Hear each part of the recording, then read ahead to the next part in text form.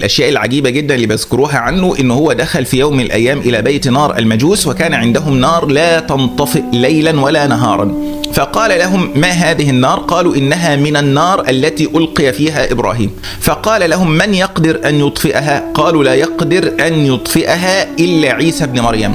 فأشار إليها الحلاج بيده فانطفأت، فقامت القيامة. الناس طبعا المجوس هاجوا لأن نار موقدة بقالها سنوات طويلة جدا، قرون طويلة جدا، فلما انطفأت النار هاج الناس هياج عظيم جدا، وجاء الناس من أماكن بعيدة يقولون أن النيران انطفأت في كل بيوت نار المجوس. فجعل الناس يبكون للحلاج ويقولون له: يعني أوقد النار، فإنه لا يقدر أن يوقدها إلا الذي أطفأها. فقال لهم الحلاج: هل عندكم شيء تدفعوه لهؤلاء الفقراء، الناس اللي معاه الصوفية يعني الفقراء دول، معاكم حاجة تدوها للناس دول؟ ففتحوا الصناديق، كان عندهم صناديق كل حد يدخل إلى بيت النار يضع فيه صدقة، فكان فيها ألوف الدنانير. ففتحوا الصناديق وقالوا لهؤلاء الفقراء: خذوا ما شئتم، فأخذوا كل هذه الدنانير، فأشار الحلاج بيده إلى النار فأوقدت.